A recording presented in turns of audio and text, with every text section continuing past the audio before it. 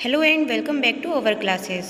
आज की क्लास में हम बाल विकास एवं शिक्षण विधि के कुछ क्वेश्चन पढ़ेंगे जो कि हमारे टेट और सीटेट एग्जाम्स के पर्पस से बहुत इंपॉर्टेंट रहते हैं। हमारा फर्स्ट क्वेश्चन होगा, निम्नलिखित में से कौन सा शिक्षण का स्तर नहीं है?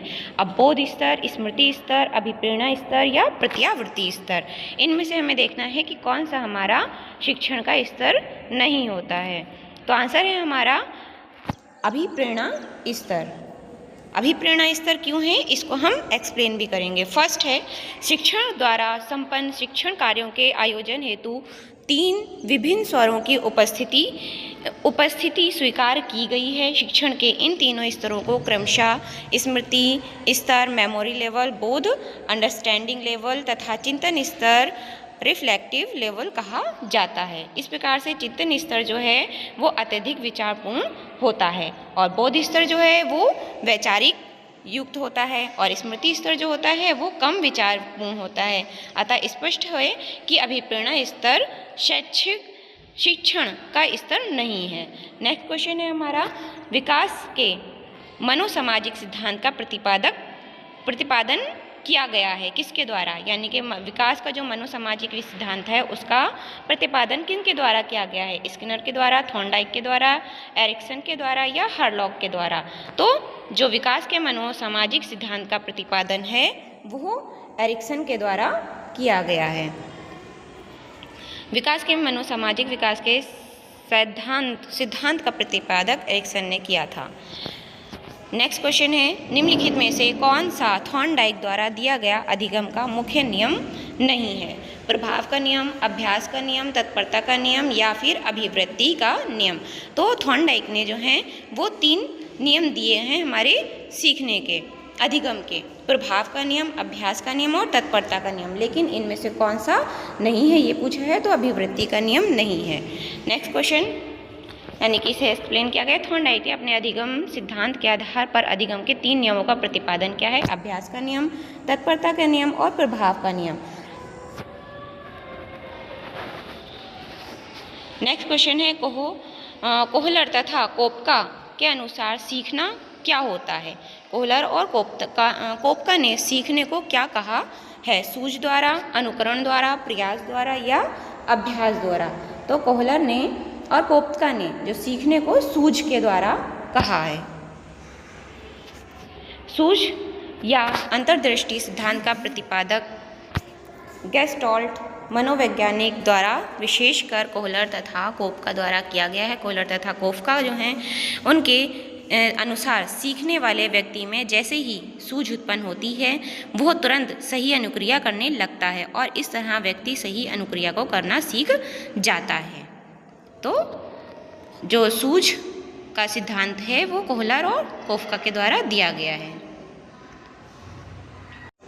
हमारा नेक्स्ट क्वेश्चन है, सामाजिक निर्माणवाद के जनक कौन है? सामाजिक निर्माणवाद के जनक कौन थे? ऑप्शंस हैं हमारे, पियाजे, मोवा, वाइगोत्स्की या फिर ग्लॉसर फ्लेक। तो जब भी हमारा सामाजिक निर्माणवाद का जनक के बारे में पूछा जाएगा तो हमेशा ही वाइगोत्स्की का नाम आता है। चाहे वो समाज से रिलेटेड किसी भी तरह से बात कर रही हो, समाज अगर उसमें आ रहा है तो वाइगोत्स्की का ऑप्शन करेक्ट होगा। हमारा option C is correct, Vygotsky. निर्माणवाद का सिद्धांत वाइगोत्स्की के द्वारा प्रतिपादित किया गया था। इगोर्की सामाजिक निर्माणवाद के जनक हैं और इनको ही समाजवाद के निर्माण का जनक माना जाता है और अधिगम एवं विकास एवं सामंजस्यकारी गतिविधि है जिसे समाजीकरण के संदर्भ में विकसित करते हैं। नेक्स्ट क्वेश्चन है, निम्नलिखित में से कौन सा विकास की विशेषता नहीं है? दिशात्मक होना, संचयी होना, विशिष्ट होना या अनियमित एवं स्वतंत्र होना?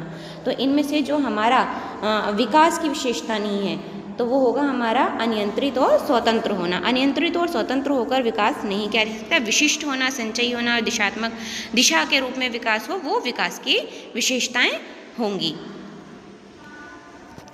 नेक्स्ट क्वेश्चन है हमारा, हेरिडिटरी जीनियस पुस्तक के लेखक कौन है? जो हेरिडिटरी पुस्तक है उसके लेखक कौन है? गॉल्टन, वुडवर्ड, हरलॉक या फिर रॉस?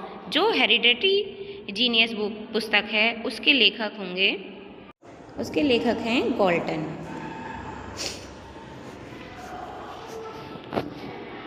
नेक्स्ट क्वेश्चन है, संज्ञानात्मक संप्राप्ति का न्यूनतम स्तर क्या है? ज्ञान, बोध, अनुप्रयोग, मूल्यांकन।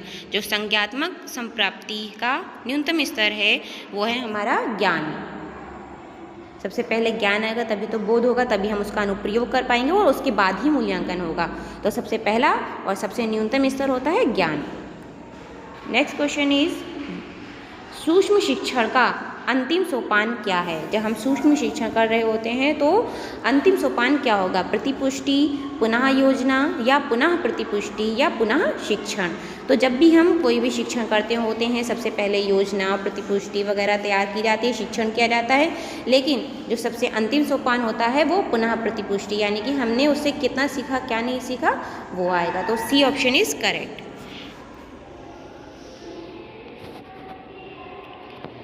जैसे शिक्षण के जो विधियाँ हैं उनमें जैसे सबसे पहले पाठ योजना बनाई जाती है, फिर सूक्ष्म शिक्षण होता है, आलोचना और या प्रतिपुष्टि की जाती है, फिर उनमें अगर कोई कमी आती है तो दोबारा से पाठ योजना तैयार की जाती है और उसके बाद दोबारा से शिक्षण वगैरह प्रदान करके पुनः प्रतिपुष्टि प्राप्त की जाती है। इस प्रकार से जो अंतिम सोपान होगा वो प्रतिपुष्टि होगा, शिक्षण का अंतिम सोपान। नेक्स्ट क्वेश्चन है, गिलफोर्ड के अनुसार अपसारी चिंतन में आवश्यक है। जो गिलफोर्ड हैं उनके अनुसार अपसारी चिंतन में क्या आवश्यक होता है? श्रेणीकरण, विचार प्रवाह, अंकगणितीयकरण, तर्क या फिर एक समाधान। तो गिलफोर्ड के अनुसार अपसारी चिंतन में आवश्यक होता है विचार का प्रवाह होना, जो हम बात कहना चाह रहे हैं वो हमारी उस बच्चे तक पहुंच जाए। तो ये थे हमारे आज के इम्पोर्टेंट क्वेश्चन बाल मनोविज्ञान के से रिलेटेड, जो कि हमारे CTET, TET, UP TET, TGT, PGT वगैरह में बहुत ज़्यादा पूछे जाते हैं। तो मिलते हैं हम अपने नेक्स्ट क्लास में, तब तक के लिए बाय।